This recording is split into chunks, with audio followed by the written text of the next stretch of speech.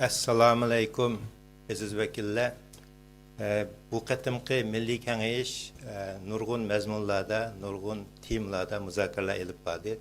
Yani bunun alayidligi muzokara elib berishdan birga yana bu qandaq xuloslar chiqdi. Bundan keyin qandaq qilish, buningga kim mas'ul degan narsalarni bu yerda yig'in ichiblar uyga ketib qilish emas, buni davomlashtirish.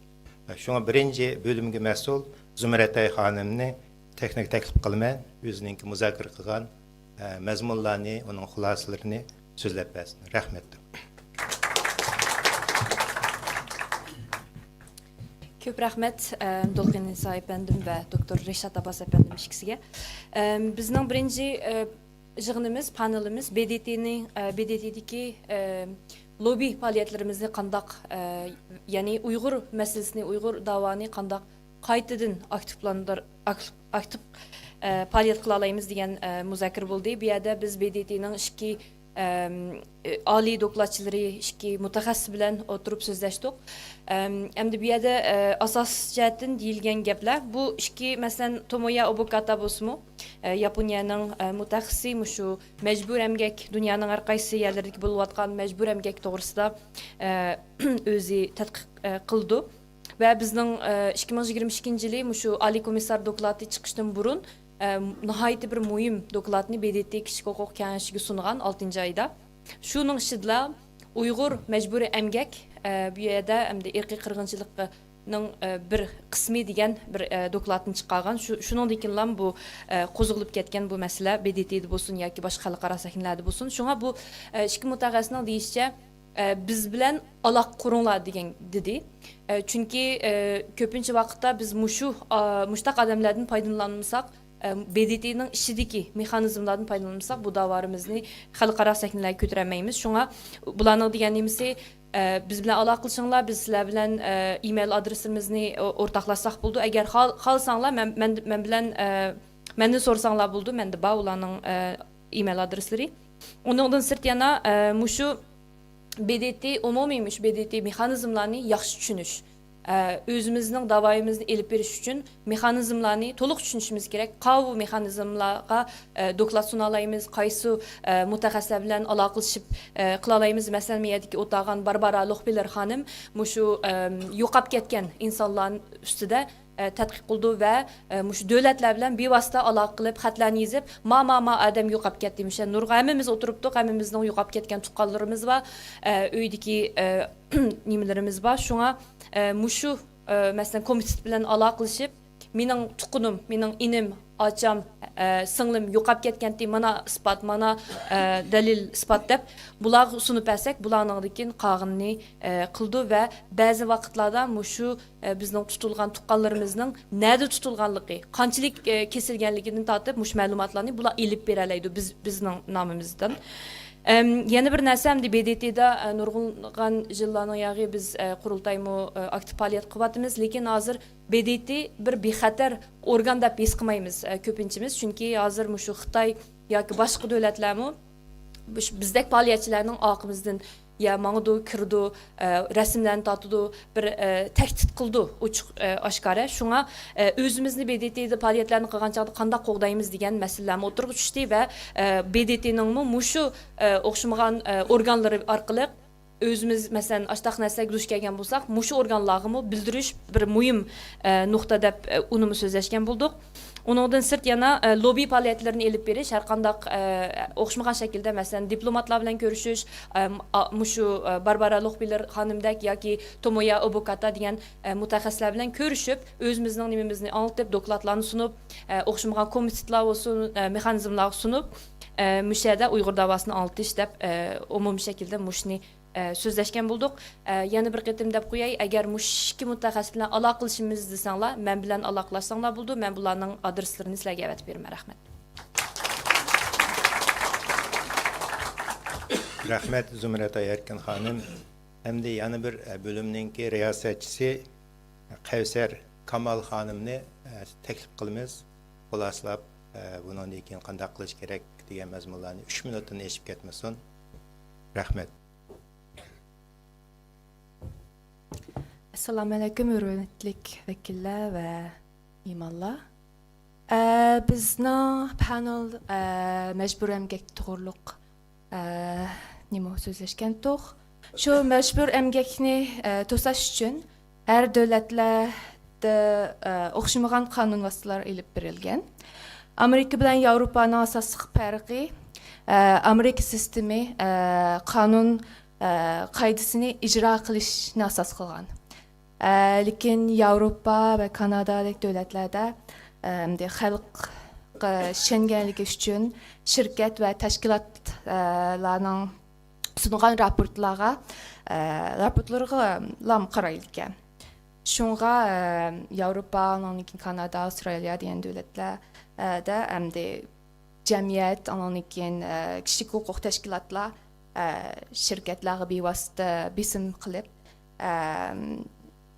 qilish kerak va hukumatlarga mu bisim qilib majburiy emgak to'g'risida texmo kuchli qonunlarni o'tkazishga tirishish kerak.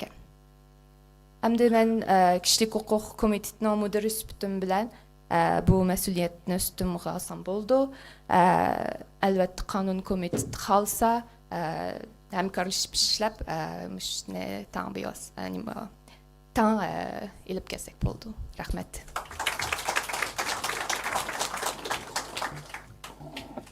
Rahmat Kevser Kamal Hanım. Hem de yana bir bölümdeki riyasetçisi Mukarrem Kurban Hanım'ı söz teklif kılımız. Xulasılab berişini. Assalamu alaikum əmanlağa. Bizim birinci gündeki panelda məzmunu davayımızın ötmüşü, yani tarihi ve kelgüsü temizde sual cevaplar oldu. Panelistlerimiz Rişat Abbas efendim, Şevket İmam, Şərq Türkistan Kanada Cemiyeti'nin reisi, Xəlcəm Məmtimin Abdülkerim Buğra, Mehmet Ubul qatarlıq panelistler özlerinin təşkilatlarını Mongols jarayonidagi təcrübələrini sözləb ötdü. Bundan bu davalarımızda, bu bizim panelde ahırga çıkan neyimiz, davalarımızın biz atalarımızın biz kolumuza aldık, onu devam kılıp kilovatımız, bundan keyinki yazılmış tuğan yaşlarımızın bu davayımızın nait yaxşı elip verişi üçün neymişlerini kılış gerek, yani yaşlarımızın, özümüzün, ana tilimiz, tarihimiz, kültürümüzü bilip, bildiğin kılıp terbiyeleş ve onların xalqaralıq səviyyədə dava elib veriş üçün onlara davayımızın gayesini, nişanını, strategilik basqışlarını yaxşı düşəndiriş və yenidən şəkilleniyotqan dünya vəziyyətində xalqara səviyyədə siyasət elib baralaydigan yaramlıq yetiştirib çıxışın mühimliğini bunu müzakirə qıldıq. Əlbəttə bu biz atalarımızdan elip, yani evlatlarımızı kaldırımız diyen gapımız, inşallah patikini, müstakillikimizni alımız. Onun kadar bu yaşlarımız müştak terbiyeleniş gerek, müştak boğan çağda xalqaralıq seviyede davayımızda epbarımız bizim məzmunumuz şu. Rahmet Allah. Rahmet Mukarrem Kurban Hanım. Hem de keyinki bölümdeki riyasetçisi Endili Karahan efendimle söz teklif kılımız. Assalamu alaikum. Biz Xitay işğalının ve irqi qırğınçılıqның ən çoğ isbatı bolğan jaza lagerleri toğrusida bir münber elip bardıq. Bunun da qəhrəman şahitlerimizden, lager şahitlerimizden Qalbinur Sırı xanım isbatlar bilen bu lagerdeki irqi qırğınçılıq ve xorluq toğrusida isbat berip ötdi. Onundan başqa Almatıdaki Atıjurt Teşkilatının rehberinden Gayret Bey teşkilatının hizmetleri doğrusunda malumat berip ötdi. Bu bizning jürkimizge ornap ketken bir kırgınçılık. Bu tügümeydi. Bunu anlatışımız tügümeydi. İnşallah devletimiz kurulgandan keyin Şarkı Türkistan'ın müstakilliği qo'lga ilingandan keyin bu qirg'inchilikni anglatamiz dunyoga. Chunki buning misollari bor, buni demasam bilasizlar. Ham bundan keyingi qiladigan ishlarimiz, ya'ni vatanimizning ozodligini qo'limizga ilishqich bo'lgan orliqda lager shohidlarimizni taximi tashkillab qahramonlik bilan, jasorat bilan bu qirg'inchilikni dunyoga tunutishga rag'batlantirish. Buningda G'ayrat Beygimi jiq vaziyat tushidi. Olmaotada, Qozog'istonda lagerdan chiqqan nurg'un qarindoshlarimiz bor ekan. Ularni tashkillashga tirishib, bu qirg'inchilikni, bu xo'rlikni dunyoga anglitishga texmi ko'p kishilarimizni o'tirg'i chiqara olsak, yaxshi bo'ladi. Bu bizning bundan keyingi orzu va xizmatlarimiz bo'ldi. Rahmat. Rahmet Doktor Endili Karahan efendim. Keyingi bölümünki riyasetçisi Doktor Gülmira Bağdaş Hanım'ını teklif kılımız. Rahmet. Assalam, aziz mehmonlar hamda qimmatli yoshlarimiz, mehmonlar, xush keldinglar. Bizningki bölümümüzningki temisi bek cho'ng tema, dunyo xarakterlik temati.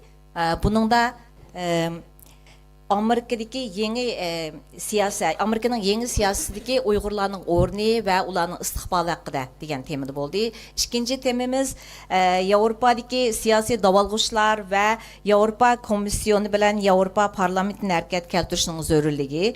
Uchinchi temamiz Uyg'ur qirg'inchiligini to'xtatish haqida qonuniy harakatlar va uning Xitoyga ko'rsatayotgan bevosita ta'siri. Dördüncü temimiz Xitayning Sharqiy Janubiy Osiyo, Tinch okean va Tinch okean rayonlari qaratgan kengaymichiligi va uning Uyg'ur davosiga bo'lgan fursatlar va xirslar haqida degan 4 temada bo'ldi. Buningda jiq savollar qo'yildi. Amerikadagi siyosat haqida İdris efendim so'zlab o'tdi, Abdukim İdris. Amerikaning vaziyatining naydi davolg'ish bo'layotganligini, siyosatning o'zgarish bo'layotganligini so'zladi. Buningda bizga eng muvofiq keladigan, bizga ya'ni bizning tutadigan eng yerimiz bu da diniy qo'g'dash tarafida biz buningdan biz mustaqilligimiz uchun, ya'ni Uyg'urlar uchun bu da'vat buni tutib turib qilsak bo'ladi. Siyosiy o'zgarish anima davolg'atgan siyosatlar degan temalar bo'ldi. Eng muhimi parlament, Yevropa parlamentininki Uyg'urlar, Xitoyning Uyg'urlar qarta ilib berayotgan jinoyat, irqiy qirg'inchilik va irqiy qirg'inchilik deb e'tirof qilganligini, ammo insoniyat qarshi jinoyat va irqiy qirg'inchilik deb e'tirof qilganligi, ammo buning Yevropa davlatlarida uning Yevropa parlamenti va uning a'zo bo'lgan davlatlarningki Yevropa komissiyoni va uning a'zo bo'lgan davlatlarning to'liq ijro qilish qilmasligi haqida buningda to'xtaldik maxsus. Buningdagi burun qilinayotgan shu insoniyat qarshi jinoyat va irqiy qirg'inchilikni e'tirof qildirish jarayonida, shuning akilish jarayonidagi qilgan harakatlarni, buningda kelib chiqqan to'salg'ular, hamda buni nasl bu nima, bu davlatlarningki buni qanday ijro qilish jihatda, bundan keyin bizning qilgan ishlarimizning nimaligi haqida Dolqin efendim so'zlab o'tdi. Sabiq raisimiz. Onundan keyin Yaponiyaningki Sharqiy Janubiy Yaponiyaning rolini, Sharqiy Janubiy Osiyoga kengaygan bu Xitoyda Yaponiyaning qanday rol o'taydiganligini. Eng oxirida Adil Saud efendim so'zladi. Adil efendim bu qonuniy harakatlarda qanday qilamiz? ICC xalqaro jinoiy ishlar sotiga tava bo'lmagan bu Xitoyni biz qanday sotga tortimiz? Buning mumkinlikmi? Buning mumkinligi borligini buni qonuniy komitetlar bilan birlikda qildiganligini so'zlab o'tdi. Hamda bu yerda bu cho'ng tema, buni ijro qilish manchilik vaqtda tugaydi deyamaymiz, ammo birlikda dunyo qurdi, birlikda qilamiz. Kuch birlikda bo'lsa o'mlik bo'lamiz, o'mlikda kuch birlik bo'ladi. Shuninga bu jarayonda buning qilinmaganligini men shaxsan surishib ketamayman. Bir komissiyonimiz bo'lar. Nim quvvatimiz qayerdan qayergacha bo'yatdi, qanday to'salg'lar bo'yatdi, buni qanday qilib bir taraf qilmizga haqida muzokara qilib fikrlashib qila olamiz. Mening fikrim tugadi. So'zim tugadi. Rahmet Doktor Gülmira Berdaş Hanım. Keyinki bölümünki riyasetçisi vakaleten Abdüveli Ayub efendim sözü teklif kılımız. Bizning riyosetchimiz ketib qolganligi uchun men uyqusiz chiqib qoldim. Shu biroz qasim kechiringlar. Bizning muzokara qilgan masalamiz birisi muhojirlar masalasida saqlangan masalalar haqida muzokara qildik. Saqlangan masalalar degan chaqda birisi shu tashkilotlar aro hamkorlikninki, moslashishninki yaxshi bo'lmaganligi. Ikkinchisi bu muhojir shu xatardagi uchragan muhojirlarninki o'zining qonuniy huquqlarini tushunmaslik, ondan tashkilotlarni tushunmaslik, xalqaro tashkilotlarning nima ish qilganligidan bexabar qilish tek masala borligi. Yana birisi bu nomuvofiq raqobat tashkilotlar orasidagi shu sababdan masalani kelib chiqqanligiga to'xtalgan. Hem de bu mesele. İkincisi biz bu mesele qilish uchun qanday qilamiz degan to'g'risida maslahat qildik. Bundan da biz bu tashkilotlarga moslash uchun bir moslash markazi qurib chiqamiz deyishgan bo'ldik. Yana birisi Uyg'ur jiddiy qutqizish markazi degan shaklda bir narsa qurib chiqamiz deyishgan bo'ldik. Ondan yana birisi bu Muhammed Çelebçi akımızdan degan gapdi. Bu shu muhojirlarningki bularmu musafirlarningki huquq, o'zining huquqini bilmaslik masalasiga kelgan chog'da shu kishilik huquq va muhojirlar huquqi, musafirlar huquqi masalasida ma'rif tarbiyalashni qilishimiz zarur deb qaradik. Ham buni kim qiladi degan masalaga kelamiz. Bu kim qiladi degan men tushunsiz bu vazifani olg'achqa men hozir dedim, menga moslashsanglar men qilish berman. Lekin qog'inni men birmi demayman, lekin men tushunsiz nim qilg'achqa men hozir ustani bunda qilamiz deyman, lekin moslashsanglar chataq chiqadi men deb qo'ydim hamisi. Birsi Mavu moslashtirdigan ishni tashkilotlarga moslashtirdigan ishni Adil Chinar degan inimiz bor. O'sha bizning muhojirlar komitetiningki boshlig'i. Bu inimizdan men qilib beray bu ishni, moslashtirdigan ishni. O'sha tashkilotlarga muhojirlar masalasida moslashtirishni Adil inimizdan men qilib beray. Bu birsi.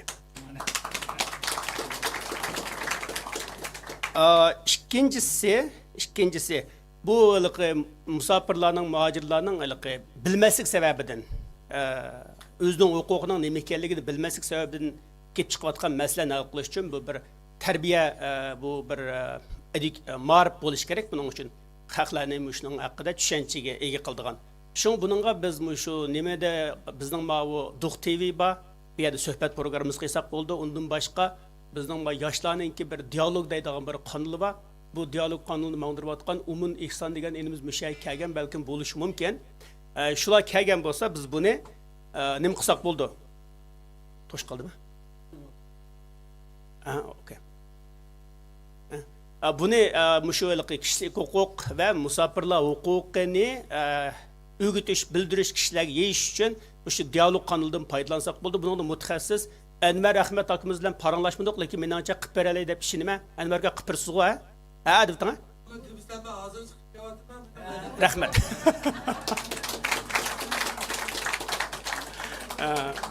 Anda yana birisi shu xatarga uchragan chog'da chet elda qarindoshlarimiz nima ish qilish, qanday qilish to'g'risida bizning bu Po'lat akimizning bor, Po'lat Sayim, Po'lat kam meningcha ma'qul debdi u gapga. Ashunda qilib buning nimasini ma'rif tarbiya jihatdan, ondan tadbir jihatdan moslashib hal qildigan bo'ldik. Meningcha bu bak muhim masala, chunki biz vatandagi 3 million odamni qutqizolmayotimiz. Lekin vatan sirtidagi bir odamni o'zimiz qutqizishimiz kerak. Shu bu muhim masala. Rahmat sizlarga.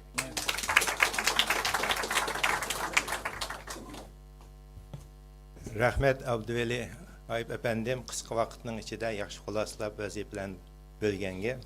Hamda tuvanda Ro'shan Abbos xonimni o'zi raischilik qilgan bo'limninki xulosani berishni taklif qilamiz. Rahmat.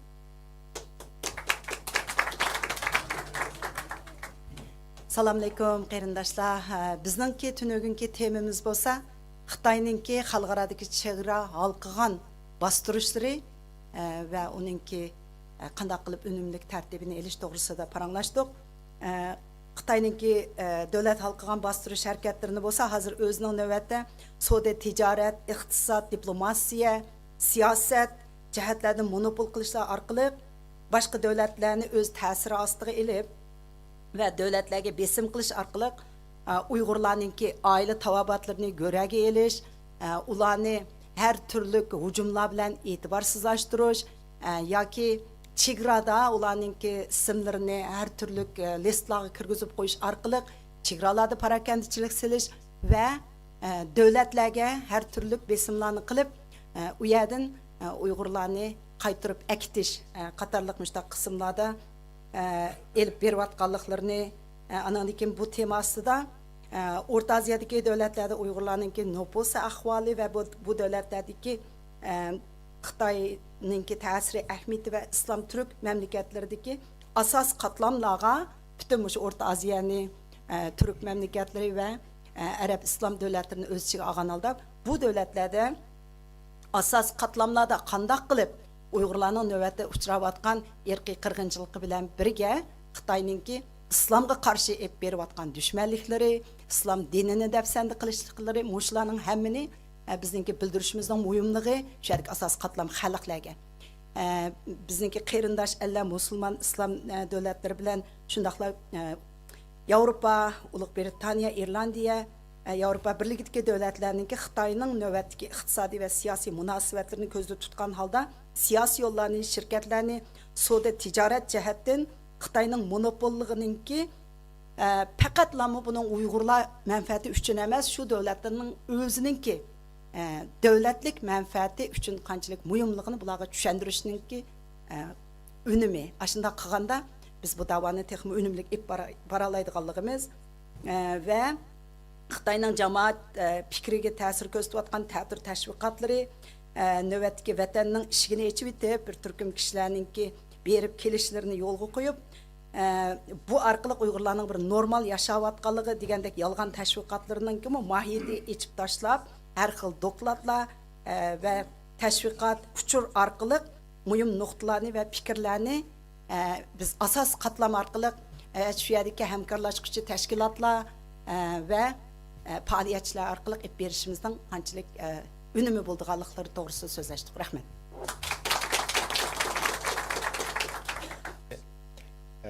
Yana bir bölümninki riyasetçisi Doktor Gülmira Zunun hanımını taklif qilamiz. Assalamu alaykum. Bizning o'tirimda Xitoyning Amerika Uyg'ur jamoatiga so'zilgan qora qo'li va Amerika Uyg'urlarining milliy harakatimizdagi roli, ya'ni ikkinchisi tashkilotlarimiz va jamoatlarimizning ishki qismida ko'rilayotgan normalsiz hodisalar va uning davoyimizga bo'lgan ta'siri, uchinchisi Uyg'ur ayollarining milliy davoyimizga roli va uni texmo kuchlantirishdagi choralari, to'rtinchisi ayollarning Sharq Turkiston kurishida ayollar harakatini himoya qilish harakatlarining roli va hamkorlashish imkoniyatlari to'g'risida muzokaralar olib berildi va dokladlar sunildi. Bizning bu dokladlar sunilgandan keyin bizda olib berilgan masalalar ko'rilgan muzokaraga tushgan masalalarda diniy zotlarimizningki ba'zi bizning o'zimizningki qisman diniy zotlarimizning o'zimizning milliy bayramlari, muzika, san'at, usul qatorliq milliy madaniyatlarimizni inkor qilinish bilan shu har qaysi davlatlarda parchalanishga, jamoatlarimizning parchalanishga sabab bo'layotgan masalalar ustida muzokaralar olib berildi. Uningdan keyin ayollarimizning huquqiga haqiqiy kapolatlik qilinish masalalari muzokara qilindi. Albatta biz bu masalalar ustida bizning Dunyo Uyg'ur qurultayiningki tashkilotlarga mas'ul rahbarlarimiz bilan, ayollar mudirlarimiz bilan birlashib bu ishlarni surishti qilib ham buning choralarini tepishga izlanamiz albatta. Rahmat. Yana bir bölümninki riyasetçisi vakaleten Abdulhamid Qaraxon efendimni xuloslab berishga taklif qilamiz.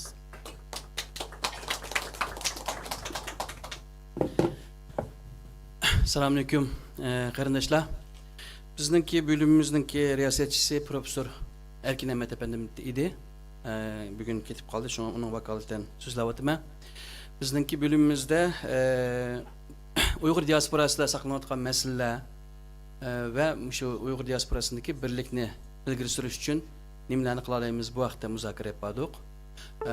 Muzokaramizningki birinchi so'zlaguvchisi Abdurashid Abdulhamid efendim so'z qildi. O Uyg'ur diasporasida saqlanayotgan masalalarni bir qo'tizib o'tib, bu masalalarni hal qilish uchun oldidan ideya birligi bo'lishimiz kerakligini, bütün tashkilotlar Uyg'ur diasporadagi qarindoshlarimizningki o'rtaq qabul qila oladigan Sharq Turkistonningki milliy mustaqilligini qo'l keltirish uchun hamma qabul qiladigan o'rtaq bir ideologiya, ya'ni milliy mafkurasimizningki bo'lish kerakligini, uni professor doktor Almja Inayat tayyorlagan milliy mafkurasini Uyg'ur ziyolilar birlikda o'tirib muzokara qilib, uni texnik pishiqlab millatimizga sunishimiz kerakligini o'tirib qo'ydi. Ikkinchi bo'lib, yaqin kelgusida shu o'zgarayotgan dunyoda Sharq Turkiston davlatimizningki qurilib qilish, ya'ni qurilish ehtimolining nihoyat yuqori ekanligini, buning qarta o'xshamagan shaklda tayyorligimizningki bo'lish kerakligini, ya'ni qaysi xil shaklda qurilsa qanday qilamiz, biz Uyg'urlar qanday bir davlatni arzu qilamiz, qandaq bir davlatni quramiz, buningki asosini hozirdan boshlab jiddiy muzokara qilib, uni tayyorlashimiz kerak haqida o'zining ko'z qarashlarini o'tirib qo'ydi. Ikkinchi so'zligicha men edim. Men shu Uyg'ur diasporasidagi lobbichilik harakati haqida doklad berdim. Hozirgacha bo'layotgan lobbichilik harakatidagi ba'zi yetersizliklarni o'tirib qo'ydim. Buni yaxshilash uchun aldidan tashkilot rahbarlari lobbichilikning nima ekanligini nayt yaxshi o'rganishimiz kerakligi, bu haqda maxsus kurslarning ochilishi, har tashkilotda mumkin bo'lsa 3 dan 5 gacha bir lobbichilik guruhi tashkillab, biz lobbichilik haqida qila oladigan ishlarni tizib chiqib, bularni qilishimiz kerakligi, ham tashkilot rahbarlari almashsinmi, o lobbichilik bo'limidagi kishilarning qoldirgan xotiralari asosan yangi bir rahbar kelsimi, buni yana unumli davomlashtirishninki kerakli ekanligida men ko'z qarashimni o'tirib qo'ydim. Buni men tashkilot rahbarlarimizningki, undan keyin shu dunyo guruhining rahbarlarining guruhisida o'rtoqlashdim. Bunga asosan kelgusida yaqinda bir kurs ulashtirsak deb planimiz bor. Üçüncü sözlükçe Profesör Ataullah Şahyar efendim sözledi. O şu Uygur diasporasında teşkilat rehberlerinden ki rolü qandaq bo'lish kerak.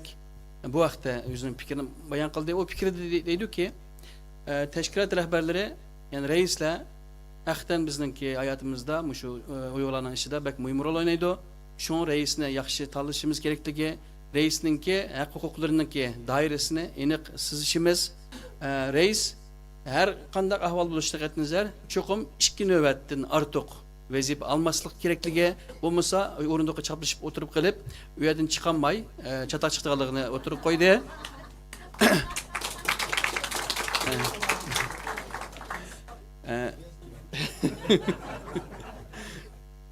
Ondan keyin 4. sözlükçe Doktor Dilşat Barış efendim ilmiy tadqiqot istatistiklarga asosan vatanimizdagi Uyg'ur nüfusunun azayib ketishininki sebeplerini akademik bir şekilde oturup koyup çıktı. Bunun nüfus cihetde bazıda 40 milyon, bazıda 30 milyon, bazıda 20 milyon, bazıda 12 milyon Xitayning raqami bilan deb kelganligini, ama şu ilmiy statistiklan oturup koygan vatanda taxminan 18-19 milyon etrafında Uyg'urning borligini, vatandan sirtida 1 milyondan ortiq Uyg'urning borligini, dunyo ruhiyatininki ezelden teklif yotgan Uyg'ur nüfusunun 20 milyon ekanligini ispatlab chiqqan bo'ldi. Buni biz 2018-yili Uyg'ur Akademiyasini mushaqid bir doktor tayyorlagan edik. Vatanning ichki sirtida hamda Sharq Turkistonlik bo'lganlarning taxminan 25 milyon ekanligini, yani Xitoydan boshqa shu tuproqda bizdan birga yashagan boshqa qarindoshlarimiz bilan birlikda taxminan 25 milyon etrafida nüfusumuzning borligini, bu jihatda Sharq Turkiston tashkilotlarininki shu nüfus soni jihatda birlik kelish kerakligini, zarur ekanligini o'tirib qo'ydi. Rahmat.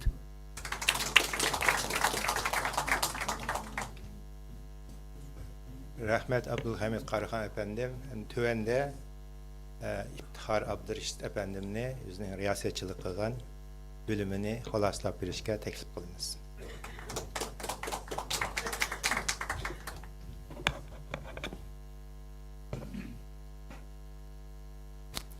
Assalamu alaikum, hürmetlik ustazlar, akıla, hediler, hürmetlik yaşlar ve ekran aldıdaki bizni naq meydandan ko'rayotgan barliq qarindoshlar, kamin iftihardan hammalar o'tliq salom.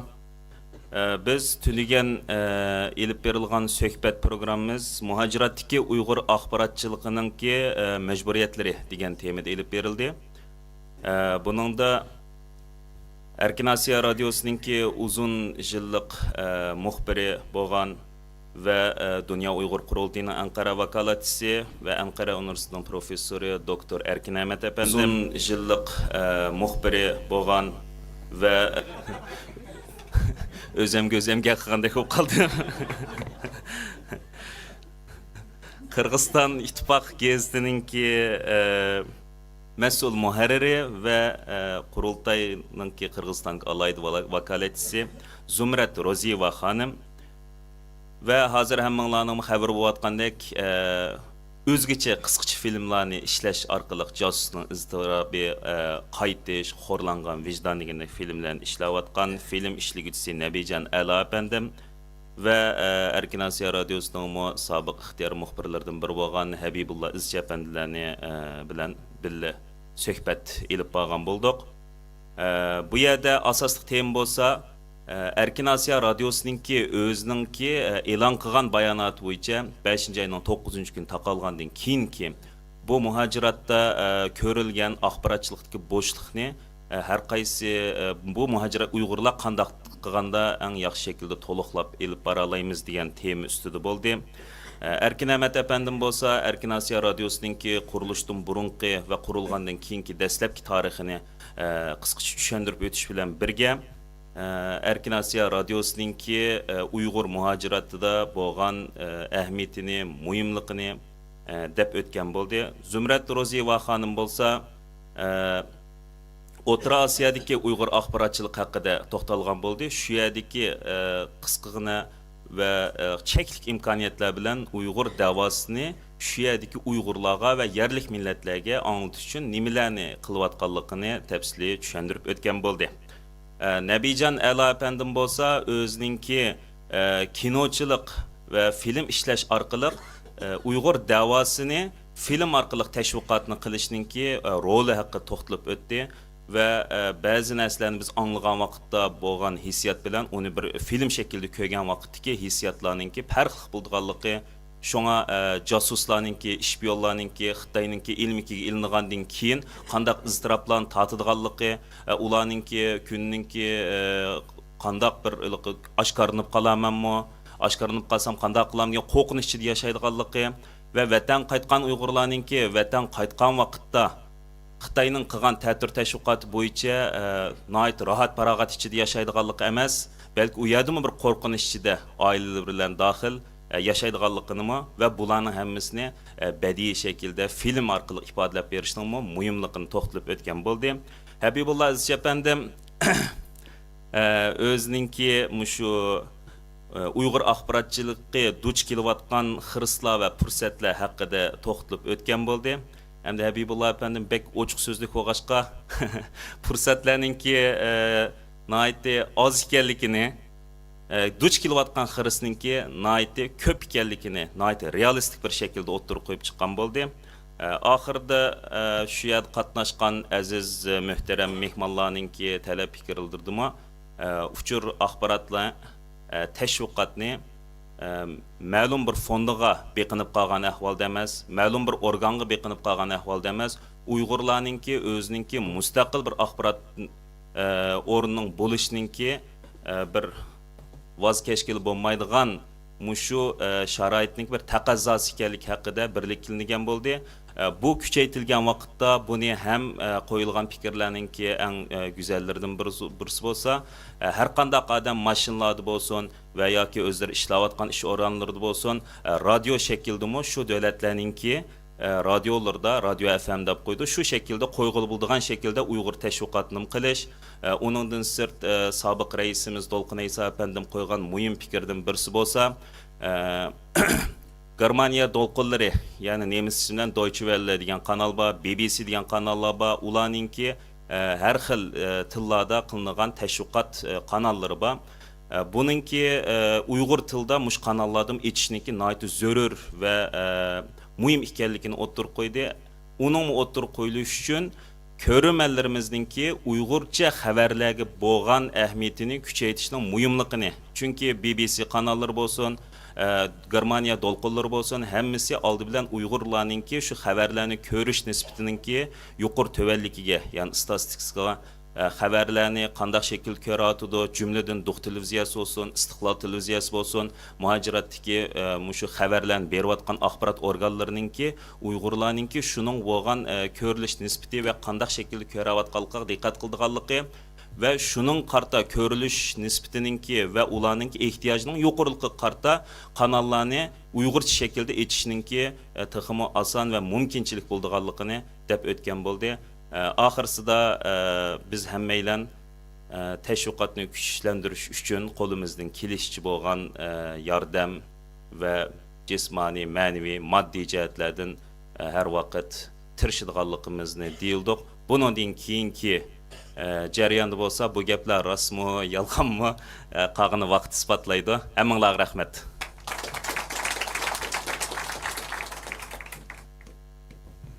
Rahmet Tahir Abdurashid efendim. Şunun bilen bu 3-cü növbetlik Şarkı Türkistan Milli Kengeyişininki mühim mezmunlarda ciddi muzakir bolgan bölümlerinin reisleri hulaslarını, deklaratlarını berdi. Hem de dikkat kılınınglardek bunun alaylıki muzakir kılıp nurgun mühim mezmunlarda muzakir kılıç bilen birge bundaki nemiş kılıç gerek. Bunun keyniga kim kirdi? Muzakir kılgan temalarını hulaslap bundaki nemiş kılıç gerek bilen de to'xtab qolsak bo'lmaydi. Bunun kim mas'ul degan narsalar nayt yaxshi bo'ldi. Endi shuning bilan hammalarninki menga qo'shilib mushu riyosatchilarga va mushu bo'limlarga muzokara qatnashgan hammalarga bir rahmatimizni bildirsak.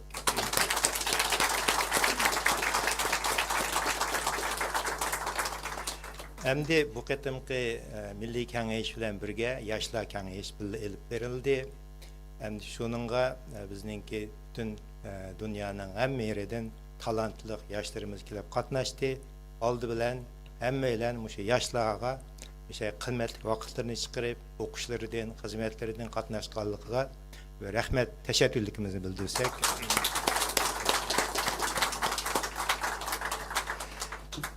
Hem de yaşlar bizning kelgusimiz. Uyghur davasının tarihi, kelgusi, tarixidimi şu yaşlar, evlatlar ara bo'lib kelyapti. Mana bizningki liderimiz, yetakchimiz Erkin Ablikin efendim akımız oturuptu. Şu davanımı şu Avrupa'ga, Türkiye'den Avrupa'ga, şu yaşlarga, nurgun yaşlarını terbiyelep şu dava yolgu sağan. Hem de hazırmı Dünya Uyghur Kurultayı şu Erkin Akın'ınki tişligen şu Dünya Uyghur Kurultayı baylıqını götürüp yaşlar terbiyeleştirme ait mühim onunla köngülü bilivatıdı.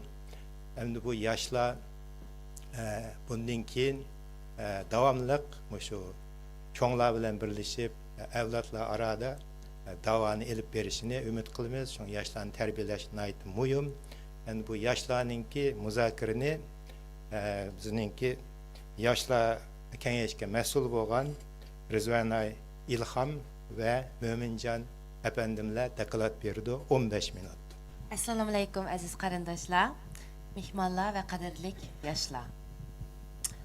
Manglarchiq anglagandek bu yoshlarni aldık. Bu yilgi tema Yoshlar Kengashining temasi bo'lsa Uyg'urlarning ro'yini yuraklik medeniyet ve Uyghur yaşlarının öz bunu degan maqsad Uyg'urcha biraz qiynaldim, lekin bizce Uyg'urcha gandoq bu ishkunda. Bizning bu yilgi Yoshlar Kengashining temasi bo'lsa Uyg'urlarning ro'yini, yuraklik, madaniyat va Uyg'ur yoshlarining roli degan bo'ldi. Buningdagi maqsad mudayimiz bo'lsa Uyg'ur yoshlarining yangidan o'zimizning an'anaviy miraslarını qabul qilish, ilhamlandırış, özümüzün kimligini qaytadan tunuş ve ularning jamiyatdagi rolini yetildirish ve texmi zo'r holatda ishonch ve iftixorlikqa da'vat qilishdi. Biz bu kunlarda birinchi kuni masalan boshda yig'ilib, sizlarning o'ng tarafingizga qarasanglar, yoshlardan so'rdik, nima uchun xohlaysizlar? Mush 3 kunda nim maqsadinglar bor. Nimlarni beralaymiz masalanchi, nimlarni o'rganishni xohlaysizlar? Bir so'z bilan yozinglar dedik va ularga yozdik, nimanglar o'qib baqsanglar bo'ldi. Ikkinchisi bo'lsa, sizlar biz uchun, qurultay uchun nimni akilalaysizlar, nim beralaysizlar? Shuni yozinglar. Talantinglar, nimlar bor. Chunki bular yoshlar o'zinglar bilgandek, shunda qobiliyatli, hammasining shunda jiq talanti bor. Hammasi jiq ishlarni qilgan, yoshligiga qaramay va uni yozib mana bir so'z bilan yozinglar dedi. Uni daraxtdek o'sgandikin daraxt qilib chizdiqda, chunki u degan yupurmoqdek baharlaydi talanti, texmi jiqiydi yillar o'tgan sari. Ikkinchi kuni boshda bir-birimiz tunishib, bir aktivitani qilib bo'lgandan keyin Belgiyadan kelgan xanımdan chegara xalqigan bastırışları to'g'riliq workshop bo'ldi. Onun ikki soat başda onun nimligini tushuntirdi. Masalan, başta so'raganda mushu o'tlagan yoshlardan kimlar uni to'g'riliq anglagan deganda faqat ikkidan qo'l ko'tardi. Demek bu hozir shundaylik muhim bir aktiv tema, lekin ikkidamiz demek biz uni bizga fursat paydo bo'ldi, uni yoshlarga tushuntirib, qanday nim qilish, qanday qilib qarshiliqi, ashta xatarliklarni tunish, qanday qilib buni qarshilik berish, shularni o'rgatildi. Albatta 2 soatda chiqib bo'lmaydi, lekin ish bo'lmasa hozir meningcha 100% sen bo'ldi. So'rasak ham yoshlarimiz qo'l ko'tarib deyarlaydi, nim qilishni, nadan tunishni va o'zini biroz bo'lsa qo'g'dashni. Uningga albatta keyingi shanslarda davomli kurslar bo'ldi. Undan keyin bizga İstanbul'daki Dijital Hafize Merkezi Derneği'nden Ahsen Hanım kelib, Uyg'urlarning kulturimizni qanday holda dijital saqlab qilishni ko'rsatdi. O bizga shunday chiroyli PowerPoint'da, chunki ular işte Türk millatlarının har xil hozir hamma narsa dijital bo'lib ketdi, bilsizlar. Qog'ozlarni ishlatmaydi, lekin internetda shu adamlar o'zimiz shaxsiy sog'an narsalar bor. Bu professionalda qanday qilib tariximizni saqlab qolamiz. Bu bek muhim deb o'ylayman meningcha. Bu hozirgi kunda hamma narsa tugab ketyapti. Agar sizlar uningda jiqroq informatsiya olmoqchi bo'lsanglar, teshida shu ularning nima flyerlari bor.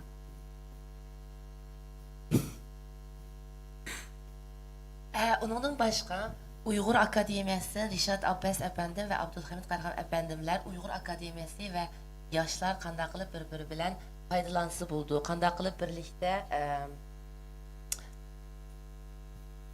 hamkorlashaydi, suhbat bo'ldi. Uyg'ur tilini qanday o'rganaydi billar. Shu bek muhim nuqtadan birisi shuni dedi, unutib qolmaylik. Ondan keyin Dolqun İsa efendim deb o'tgandek, yoshlar va cho'nglarning chambarak suhbati bo'ldi. U suhbatda Ro'shan Abbas xonim, Dolqun İsa, O'rkash Davlat va G'ayur Qurban efendimlar bilan suhbat qurish sharafi bo'ldi. Bu menimcha ikki guruh uchun bir-biridan jiq narsa o'rgangandek, rohat dialog qilishga bir fursat bo'ldi. O'zinglar bilgandek, odatda unday jiq fursat bo'lmaydi va menimcha bu cho'ng shans. Ondan keyin bizga yana boshqa narsa biz panel bo'ldi. Uyg'ur Abdulladan Amerikadan kelgan fuqimizdan travma to'g'riliq suhbat bo'ldi panel. Unda masalan muhojir Uyg'urlarimiz shu davo orqali uxlamaymiz, sog'lig'imiz yaxshi emas, har xil ahvolda hayot kechiramiz, har xil ba'zanlar yani jillab aylab uxlamaydigan narsalar va sog'liq yomon ketyapti, burn out bo'lib ketamiz go. Uyg'ur Abdulla charchab ketamiz. Shundan Uyg'ur Abdullada biz har xil yetdik, buni qanday nimlarni qilsak bo'ldi, qanday qarshilik bo'ldi, qachon yoqtishni o'rganish kerak, qachon nadisi bo'ldi, davom qildi. Chunki biz o'zimiz sog'lig'imizni yo'qotib qo'ysak, davom qila olmaymiz va meningcha bu bir muhim tema. Bizning sog'lig'imizni o'ylash, unutib qolmaslik. Ten salomatligimizni. Rahmat.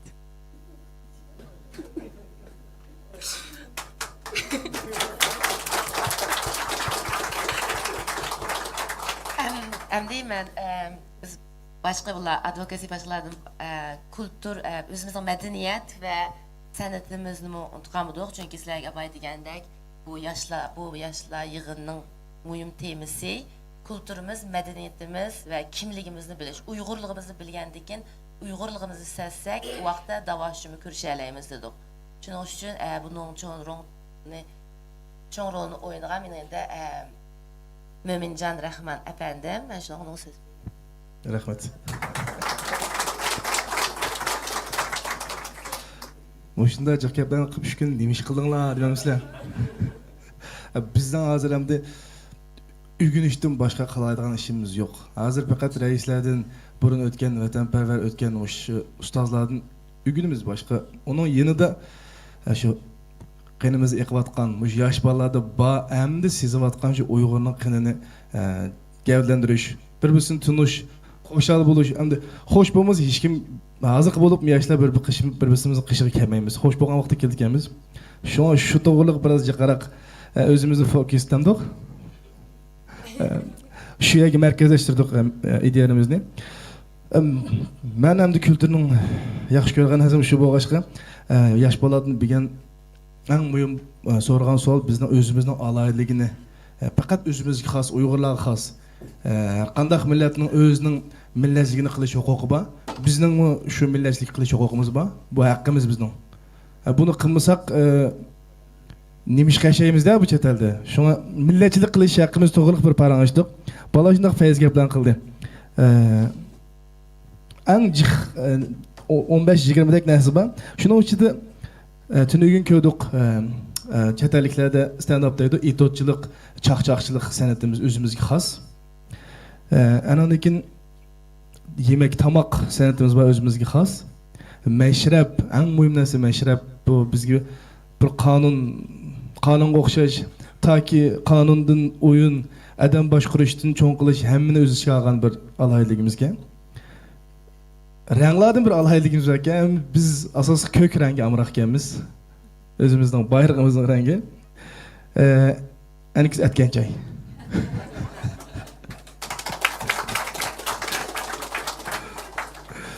Gerçi hammamiz hamma davlatlarda yashayotgan bo'lsak-mu, bu bir millatda abay deyishdik, bir millatda to'plashgan bir jamoatning ichida o'xshamaydigan fikr, bir sog'lomlik.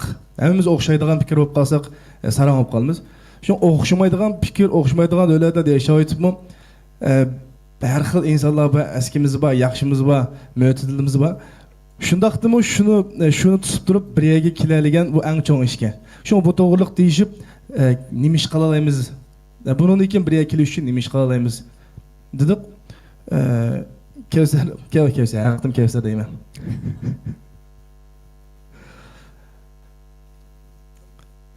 Şu Kevser to'g'ri? Kevser edim. Saralada o'tirgansiz men kirib qoldim bir ishda. Do'qongamdan keyin kiradi bo'ylagan mana ishda. Kevser dedi ki biz her qandaq nima o'ylasak o'ylaylik, qandaq cho'ng narsani o'ylaytib osmonga chiqaylik yoki oddiy o'ylaylik, hammani yig'ishtirib bir yerga kelgan vaqtida bir-birimizni hurmat qilsaqlam, xo'shal bo'lsak, anandan keyin oldi qarab ma'lum ekanmiz. Shu bu bek yaxshi bir narsa bo'ldi. Murakkablikni oddiylikdan boshlash yaxshi. Yerdan chiqmay turib osmon uchish qilib bo'lmaydi. Shu raislar, bu o'tgan adabiyotshunaslar, çaqchaqchilar hammasi shu aslida noldan boshlab aldirmay chiqib yillarni umrini bergandan keyin bugünkidek mushtaq mo'tivarlarga erishgan. Shu asosiy temamiz shu bo'ldi. Qanday hal qilish to'g'ri qildik? Kim hal qildi keldik oxirida? Dedik-ku, kim qildi bu ishlarni? Kim qildi? Bu yoshlar albatta yaxshi ko'rdi bir yig'ilishni, bulishni, ammo buni kim qildi? Hozir rahmat Dunyo qurultiyining mushundaq yoshlarni yig'ib bergan bu bolalarning o'z noldan chiqish bektas. Yig'ib berganiga rahmat. Bundan keyin biz tirish baqaylik dedik. Rizvanay bilan men yoki kim xolisa bu jihatdan bizga destek beradigan bo'lsa, yilda bir qitim yig'ilish imkoniyati bo'lsa, shuni qilaylik dedik. Rahmat. Rahmat Rizvana İlham Hanım ve Mömincan Rahman efendim ve şunun bilan birga o'sha yoshlar kengashini birga tashkillagan Kevser Kamil hanımga rahmat etimiz. Endi jamiyatning taraqqiy qilishi bir avloddan eshib ketish. Shunga bizning bu talantli avlodlarimiz shu hozirgi bugungi avlodlardan eshib ketishni umid qilamiz. Bilimni kuchga aylantirib, Sharq Turkiston davosida bundan keyin yana texmi bir yuqori pallaga chiqish ham shuning bilan birga Uyg'ur kimlik, Uyg'ur ana tili, dini, madaniyatimiz va urf-odatimizni saqlab qilish va taraqqiy qildirishda muhim rol o'ynashni umid qilamiz. Biz Uyg'ur akademiyami yoshlarni tarbiyalayapmiz. Shu yoshlarmi shu bizning tarbiyalashlarga qo'shilib, bundan keyin biz hamda bultuning yog'i yoshlarningki yetakchilik rolini taraqqiy qildirishni tarbiyalayapmiz. Biz tunagan bu yoshlarga dedik, bizning oldimizda planlar bor. Shunga bu yoshlarningki yetakchilik rolini tarbiyalab, bularni bizdan o'zimizdan eshib ketish sharoit yaratib berishini umid qilamiz. Hammanglarga rahmat.